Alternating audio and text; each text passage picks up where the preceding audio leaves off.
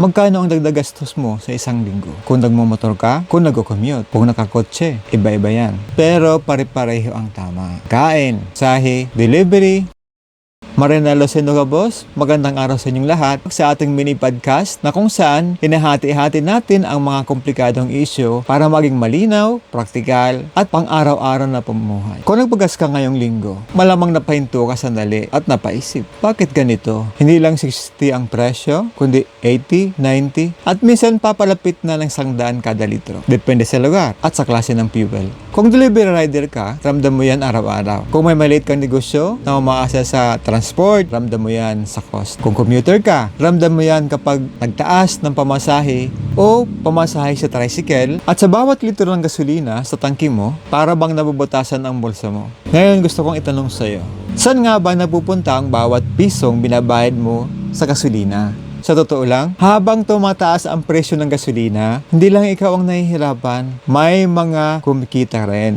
Pero, sino? Oil company ba? Gobyerno ba? O yung global market? Sa episode na ito, hihimayin natin ang katotohanan. Maraming tao ang nagtatanong, di ba may stocks pa sila na binili ng mas mura? Ang sagot, sa oil pricing, kadalasan ang sinusunod ay replacement cost. Presyo ng papalit na supply, hindi presyo ng lumang bili. Pag-usapan natin yan ng malinaw. Simulan natin sa pinaka-basic. Halimbawa, sa presyo ng gasolina ay 80 ang kada litro. Ganito ang nangyayari sa pera mo. Sa bawat 45 hanggang 50, binabayad sa crude oil yan. At sa bawat 10 hanggang 15 pesos, yan ang binabayad natin sa buhis. At sa bawat 8 hanggang 10 piso, yan ang bayad sa transport, storage, at operasyon. At sa 3 piso hanggang 5 piso, kita ng oil company. Ngayon, babalik tayo dun sa tanong, bakit tumataas agad kahit may luma pang stock? Isipin mo, may maliit kang tindahan ng bigas. Nakabili ka kahapon ng 10 sako sa 40 pesos kada kilo. Ngayon, tumawag ang supplier mo, Boss, 48 na sa sunod na delivery.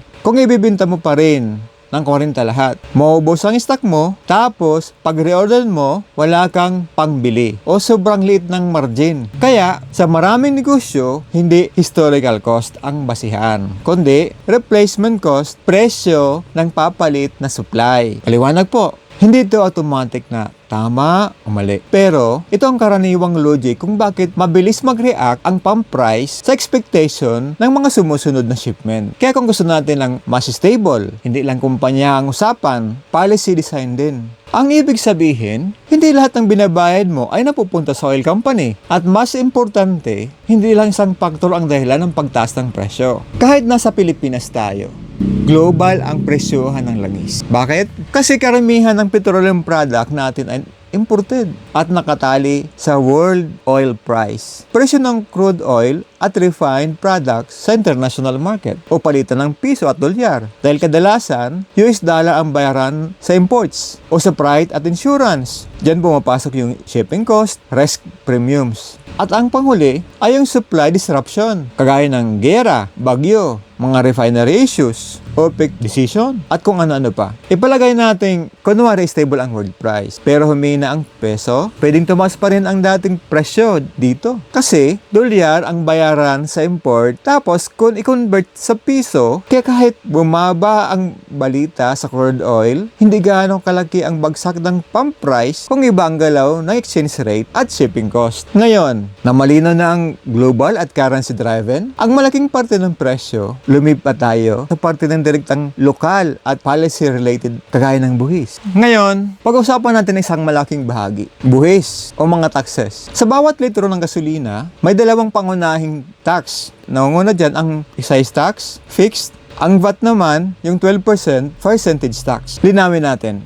Excise tax, parang fixed na patong. Kahit nasisinta o 90 ang gasolina, pareho ang excise tax per litro, depende sa fuel type. Ang VAT naman ay porsyento sa presyo. Kaya kapag ang mataas ang base price, mataas din ang VAT. Kung ang VAT ay 12% at ang VATable portion ng presyo ay tumataas, natural na tataas ang VAT na nakapaloob. Kaya minsan, habang tumataas ang pump price, may kasabay na automatic na pagtaas ng tax component kahit walang bagong batas. At ito na ang pansinin natin. Habang tumataas ang presyo ng gasolina, mas lumalaki rin ang kinukuligtang buwis. Halimbawa, kung 60 ang gasolina, ang mas maliit na VAT, pero kung 90 na mas mataas ang VAT, ibig sabihin, habang nahihirapan ang consumer, tumataas din ang koleksyon ng gobyerno. Marami sa atin ang pakiramdam na ganito. Pagtaas, pagbilis, pagbaba, ang bagal. Bakit? Timing ng deliveries at inventory. Iba-ibang araw ng dating na supply. Pwedeng mas mahal ang kapalit na delivery kahit na may natitirang lumang stock.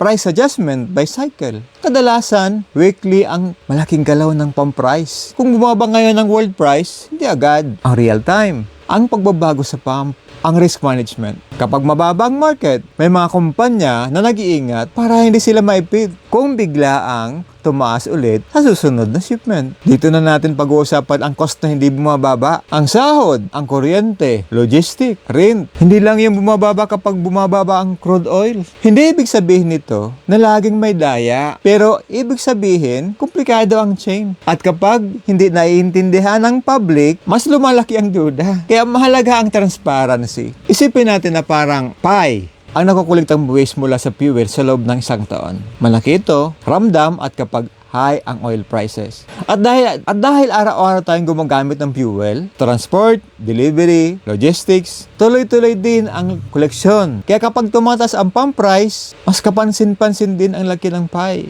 Sa bawat litro ay may katumbas na buwis. Kung ganito kalaki ang pie, bakit walang hiwa ang direktang bumabalik para pababayin ang presyo ng gasolina? Malaking bahagi ng kolektang buwis mula sa langis ay napupunta sa iba-ibang programa ng gobyerno, kagaya ng infrastructure, social services, at edukasyon. Pero ang tanong ng marami, bakit hindi ginagamit ang bahagi ng pie na ito para sa direktang ibaba ang presyo ng gasolina mismo? Sa kasalukuyan, nakalaan ang mga buwis para sa mga pangunahing gastusin ng bansa, tulad ng kalsada, tulay, purpose, at health programs. Bagamat may mga panukalan at subsidiya, program na maglalayong tumulong sa mga pinakaapektadong hindi tuwirang binabawasan ang buwis, ang presyo ng gasolina para sa lahat. Kaya nananatiling mahalaga ang tanong, may paraan ba para gawing mas direct ang balik buwis sa presyo ng langis? O sadyang maimportanteng mas malawak na serbisyo publiko kaysa pansamantalang pagbaba ng presyo? Karaniwan dito napupunta ang mga buwis mula sa langis, infrastructure,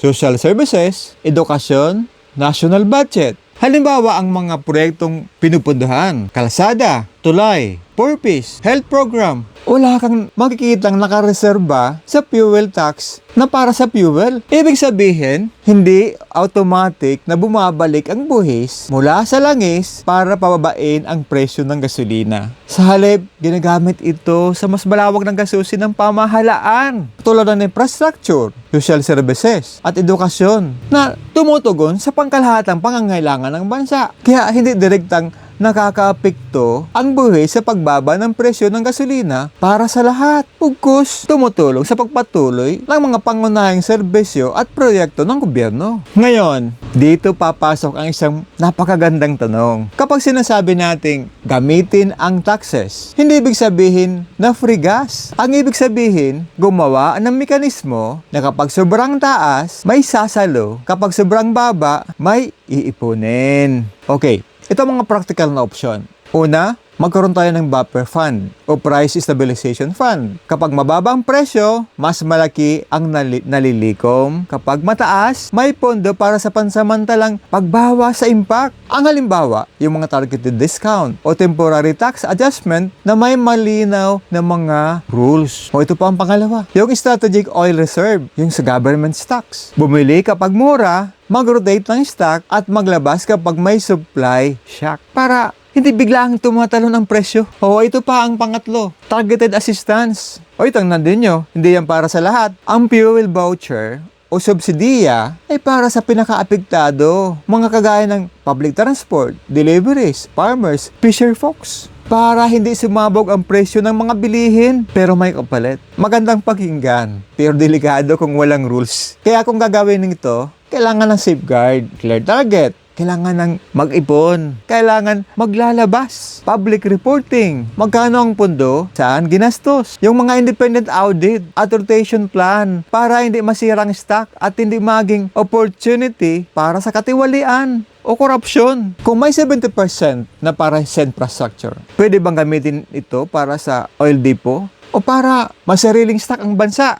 Oo, pwede. Pwedeng gawing fuel voucher. Oo, at ginagawa na, pero kulang pa. Hindi problema ang pondo. Ang tanong, paano ito ginagamit? Kung ang malaking bahagi ng pondo ay para sa infrastructure, ay inilalaan, may responsibilidad na gamitin ito upang magtayo ng oil depot at magkaroon ng strategic oil reserve. Ang pagkakaroon ng sariling stock ng bansa ay isang mahalagang hakbang para sa mas handa sa mga supply shock at biglang pagtaas ng presyo ng langis. Sa ganitong paraan, maraming maaaring mabawasan ang epekto sa pangdaigdig na pagbabago ng presyo ng gasolina at mapanatili ang katatagan ng lokal na merkado. Gayon din, maaaring gamitin ang bahagi ng pondo para sa targeted assistance tulad ng fuel voucher. Bagamat ginagawa na ito, kulang pa ang saklaw. Ang layunin ng mga ganitong mekanismo ay tulungan ang pinaka-apektadong sektor. Halimbawa, papublikong transportasyon, magsasaka, mangingisda, upang hindi sumabog ang presyo ng mga bilihin at mapanatili ang kakayang bumili ng mga mamamayan. Hindi ang pondo ang pangunahing problema, kundi ang tamang paggamit nito. Mahalaga at malinaw na patakaran, transparent ang reporting, independent audit at upang siguradong ginagamit sa makabuluhang proyekto at hindi nauwi sa katiwalaan na walang saysay ng gastusin. Sa ganitong paraan, mas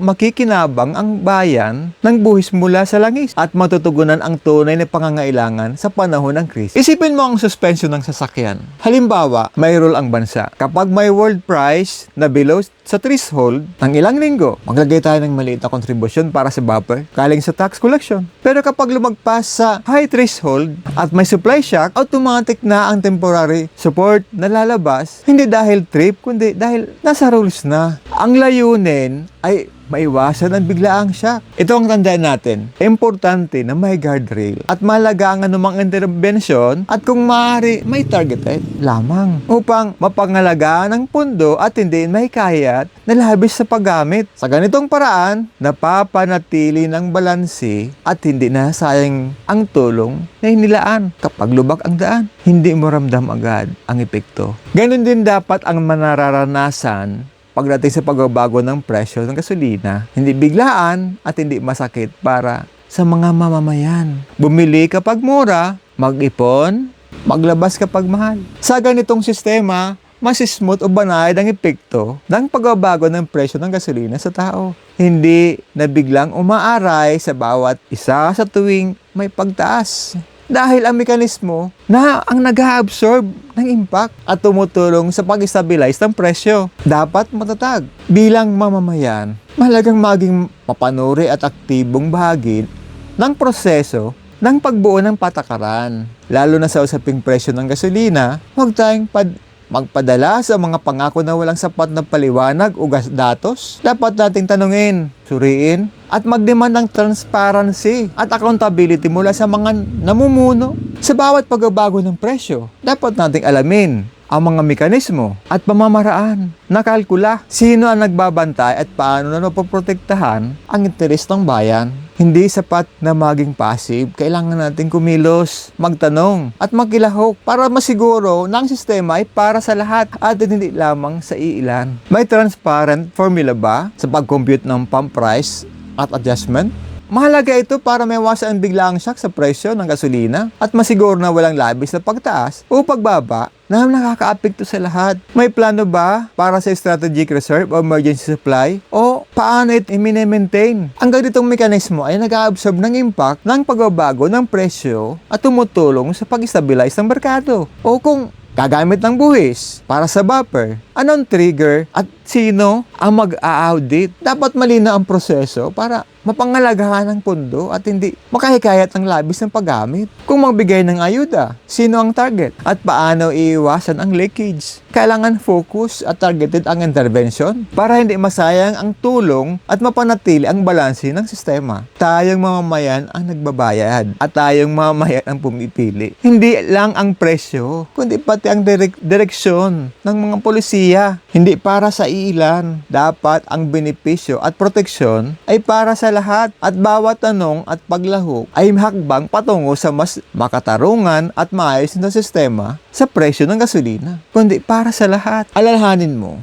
may tax, may sistema, may desisyon, at may papel ka dito. Ang takeaway, mas madaling maintindihan ang pump price kapag alam mo na may 3 layers global price, palitan ng peso, at buhis at local cost. Kapag alam natin ang mga layers na yan, mas nagiging konkreto ang usapan kung ano ang pwedeng ayusin sa sistema. Maraming salamat sa pakikinig. Hanggang sa susunod na episode, tama tayong magtanong at tumulong para sa mas malinaw, makatarungan, at maayos na sistema para sa lahat. Ngayon, tanong ko sa iyo, alin ang mas gusto mo at bakit?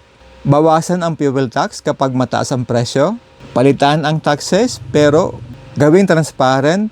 Panatilihin ang taxes pero gawing mas transparent at gumagawa ng shock absorber o system buffer plus targeted aid plus emergency stocks? Isulat mo sa baba, #option 1 o #option 2.